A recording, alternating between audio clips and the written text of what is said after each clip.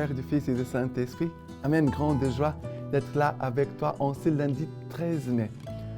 Moi qui suis portugais, aujourd'hui nous célébrons Notre-Dame de Fatima, une grande fête dans mon pays, mais partout dans l'église, nous sommes invités aussi à prier à Notre-Dame de Fatima et de répondre à son appel de prier le chapelet chaque jour. Aujourd'hui, nous devons même prier le rosaire pour que la force de la prière nous aide vraiment à demeurer fidèles au Christ, de demeurer dans une attitude de foi et aussi de pouvoir évangéliser et de pouvoir communiquer Dieu et sa parole aux âmes. D'accord? Et la première lecture d'aujourd'hui, c'est Actes des Apôtres, chapitre 19, à partir du verset 1.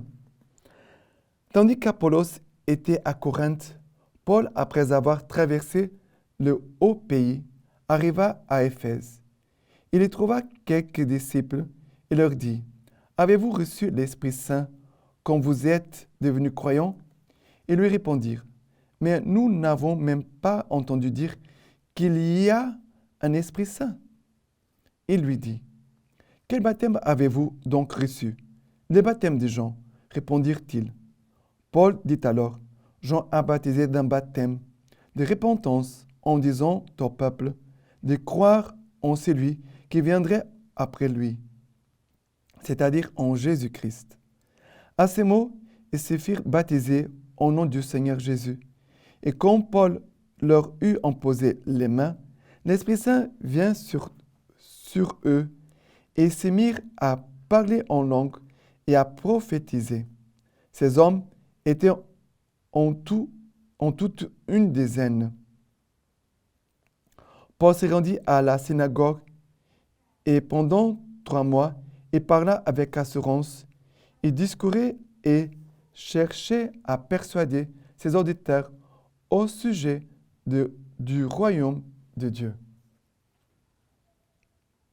Alors, c'est très beau ici que Paul va rencontrer des disciples de Jésus.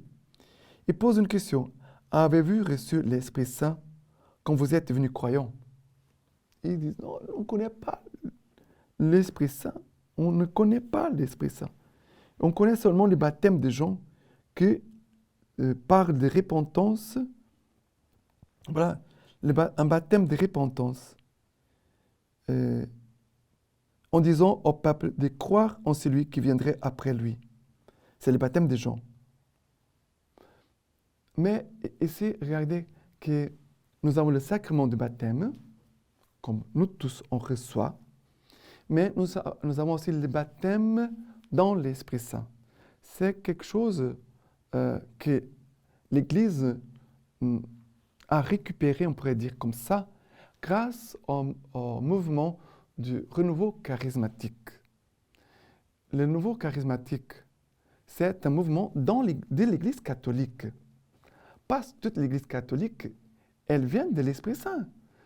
Pendant 2000 ans, jusqu'à aujourd'hui, qui a conduit l'Église? Ah, le pape, bien sûr. Le pape, les évêques, les cardinaux, oui, bien sûr. Les prêtres, oui. Mais l'Esprit Saint qui inspire toutes ces personnes-là pour conduire l'Église. C'est l'Esprit Saint qui conduit toute notre Église.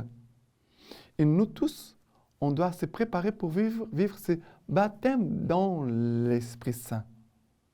Nous voyons ici Paul qui nous a dit ceci. À ce mot, ils se firent baptiser au nom du Seigneur Jésus. Ils ont reçu les baptêmes, voilà. Et quand Paul leur eut imposé les mains, l'Esprit Saint vint sur eux et se mirent à parler en langue et à prophétiser. Voilà, le baptême sacramentel et le baptême dans l'Esprit sont 2 mouvements, 2 choses. 2 choses. Et ici, nous voyons l'action de l'Esprit Saint tout de suite dans la vie de ces 2 hommes. Ils commencent à parler en langue et à faire des prophéties. Et les prophéties disent quoi? Ce n'est pas seulement l'avenir, voilà, dans 2 ans, le monde va s'achever, le monde va finir, le monde va... Parce que parfois, les gens croient que la prophétie, c'est ça. On annonce la fin du monde. Non, la prophétie, c'est de communiquer aux âmes la volonté de Dieu. De communiquer. Voilà, veut cela pour toi.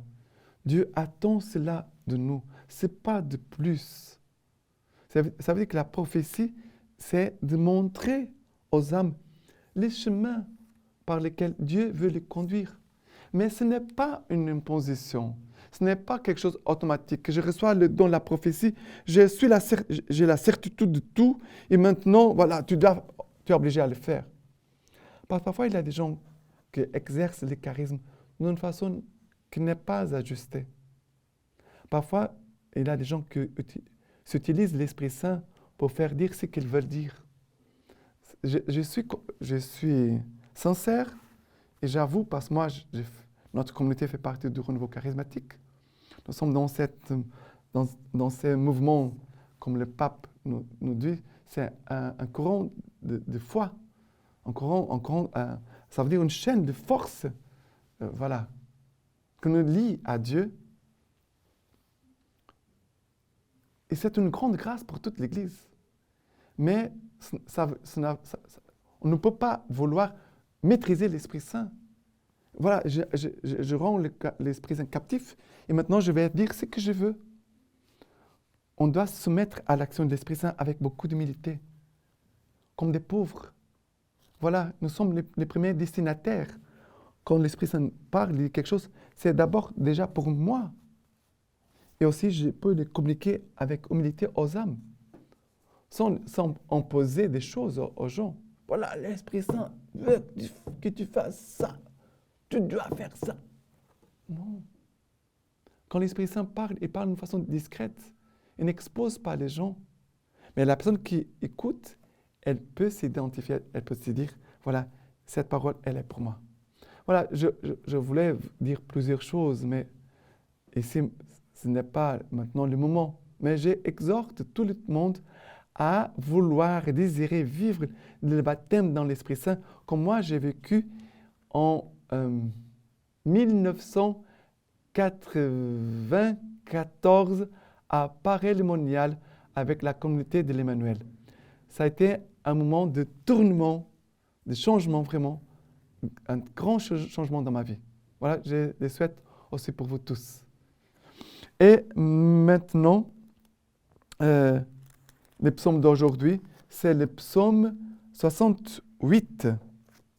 68. Que Dieu se dresse et ses ennemis se dispersent, et ses adversaires fuient devant sa face. Comme ses disciples la fumée, tu les dissipes. Comme fond la cire en face du feu, et périssent les impies en face de Dieu. Mais les justes se réjouissent, ils exultent devant la face de Dieu. Dans la joie, ils jubilent. Chantez au Seigneur, jouez pour son nom. Frayez la route aux chevaucheurs des nuées. Son nom est Seigneur, exultez devant sa face. Père des orphelins, justicier des veuves, c'est Dieu dans son lieu de sainteté. Dieu donne à l'isolé le séjour d'une maison. Il ouvre aux captifs la porte du bonheur. Si vous voyez bien ici, les versets, les psaumes parlent plusieurs fois de la face de Dieu, la face de Dieu. Il fuit devant ta face. Et périssent les impies en face de Dieu. Ils exultent devant la face de Dieu.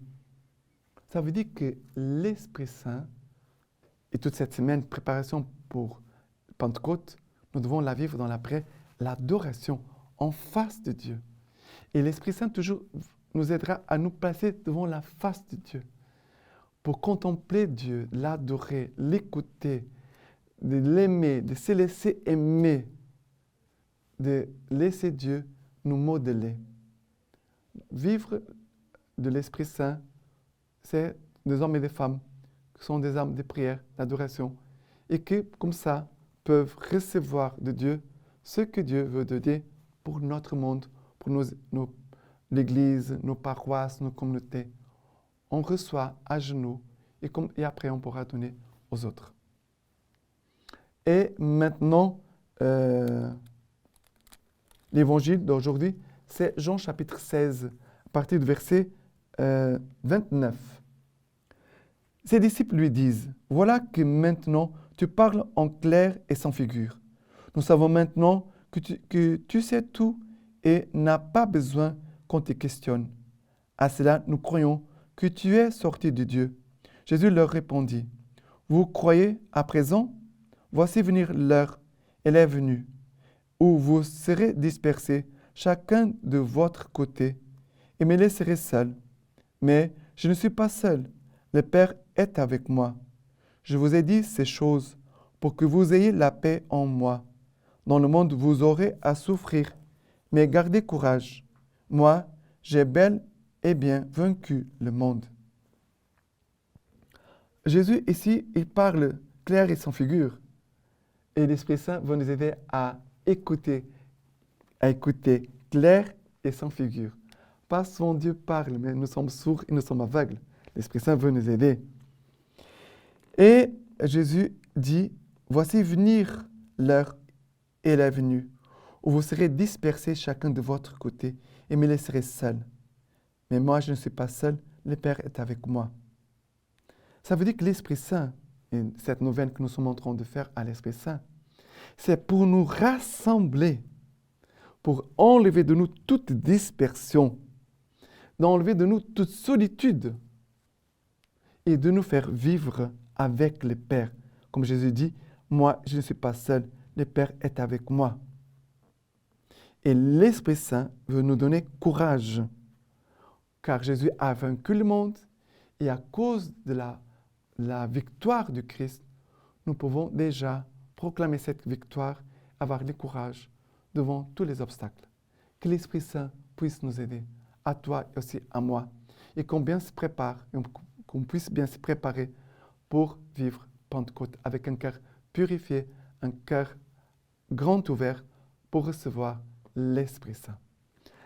Et la lecture patristique d'aujourd'hui de Saint Cyril. L'eau que je lui donnerai deviendra en lui source jaillissante pour la vie éternelle. C'est une eau toute nouvelle, vivante et jaillissante, jaillissant pour ceux qui en sont dignes. L'Esprit Saint agit ainsi. Il a beau être un, simple et indivisible. Il distribue ses dons à chacun selon sa volonté, de même que les bois secs associés à l'eau produits de bourgeons, de même l'âme qui vivait dans le péché, mais qui de la pénitence rend capable de recevoir le Saint-Esprit, porte des fruits de justice. Et maintenant, je vous laisse la bénédiction par les mains toutes pures de la Vierge Marie. Dieu Tout-Puissant vous bénisse et vous garde, le Père, le Fils et l'Esprit Saint. Amen.